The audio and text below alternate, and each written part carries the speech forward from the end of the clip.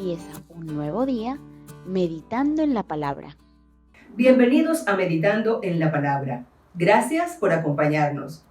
Hoy continuamos con la serie que hemos venido manejando.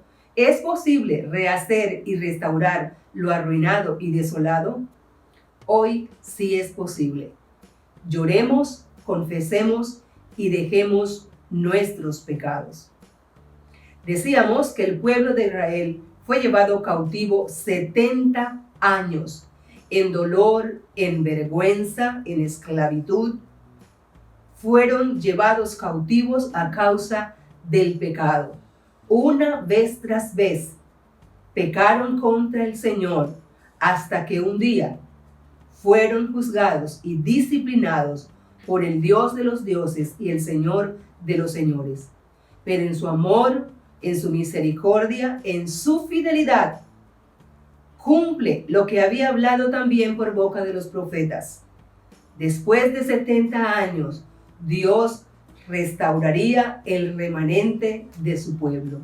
Y levanta hombres como Zorobabel, hombres como Josué, que edifican el templo, la casa de Dios, el lugar de la morada del Dios Altísimo.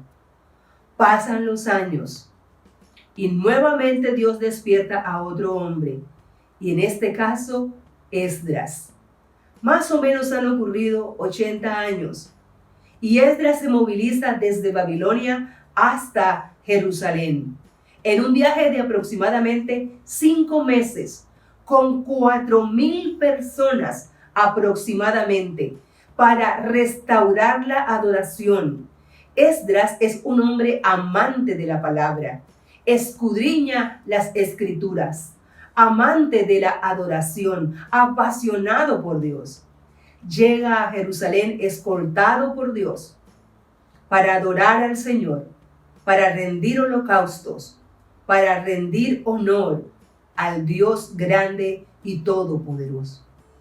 Pero de repente sucede algo.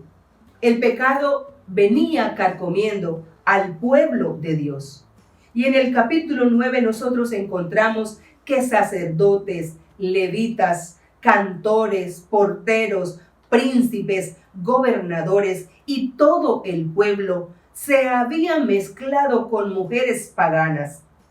Mujeres de los cananeos, de los heteos, de los fereceos, de los jebuseos, de los amonitas y de los moabitas, de los egipcios y de los amorreos.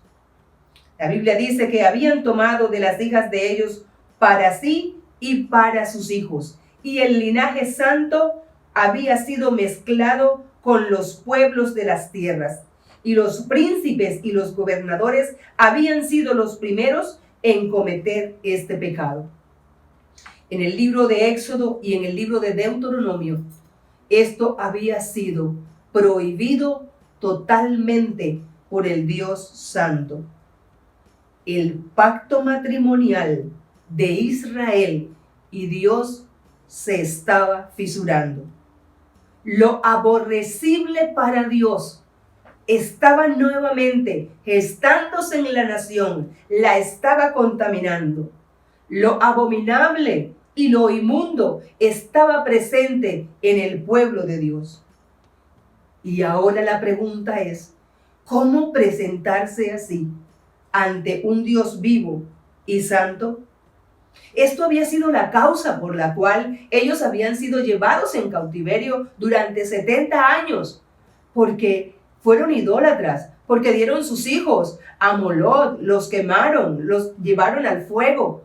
Muchas cosas abominables hicieron por las culturas paganas con la cual se juntaron. Y ahora nuevamente, estando en Jerusalén, la ciudad de Dios, el pueblo vuelve a contaminarse. Ese pecado vuelve a tomar lugar en sus vidas. Por eso el horror llega a la vida de Esdras, este amante del Señor, este hombre que conocía las Escrituras, este hombre que ha llegado al pueblo a enseñar la palabra. La angustia lo abraza, llora. Por el dolor rompe sus vestiduras, se quita cabello de la cabeza, de la barba, se humilla ante Dios. Amigo y hermano, nuestro pecado hemos de llorarlo en la presencia del Señor. Dice el capítulo 10 que mientras oraba Esdras y hacía confesión llorando y postrándose delante de la casa de Dios, se juntó a él una muy grande multitud de Israel. Hombres, mujeres y niños lloraban y el pueblo de Dios también lloraba amargamente. Nuestro pecado hemos de llorarlo. Llorarlo con un corazón compungido que sabe que ha ofendido a su Dios. Llorando porque el Dios de amor, de gran misericordia, de bondad, nos ama y nosotros le damos la espalda al Señor. Y entonces cuando le damos la espalda al Señor, el nombre de nuestro Dios queda comprometido. Por eso hemos de llorar nuestro pecado en la presencia del Señor, venir a Él. Nuestro pecado, amados hermanos, tenemos que confesarlo ante la presencia de Dios. Primera de Juan, capítulo 1, versículo 9 dice, si confesamos nuestros pecados, Él es fiel y justo para perdonar nuestros pecados y para limpiarnos de toda maldad. Eso fue lo que hizo David cuando pecó, confesó su pecado. Eso fue lo que hizo Daniel cuando descubrió que el tiempo de Dios se había cumplido para ellos y confesó su pecado, el pecado del pueblo, el pecado de su nación. Eso es lo que está haciendo Esdras y eso es lo que hizo Secanías en Esdras capítulo 10 versículo 2. Dice, nosotros hemos pecado contra nuestro Dios. Nosotros tomamos mujeres extranjeras de los pueblos de la tierra. Y ese pecado finalmente hay que dejarlo. Él dijo, hagamos pacto con Dios, que despediremos a todas las mujeres y los nacidos de ellas, según el consejo de mi Señor, y de los que temen el mandamiento de nuestro Dios, y hágase conforme a la ley. Brilló una luz de esperanza en la confesión. Brilló una luz de esperanza mientras lloraban su pecado. Brilló una luz de esperanza cuando decidieron dejar su pecado ante el Dios misericordioso, ante el Dios perdonador. El pecado hay que cortarlo de raíz. Para situaciones drásticas, entonces también soluciones drásticas. Un poco de levadura leuda toda la masa.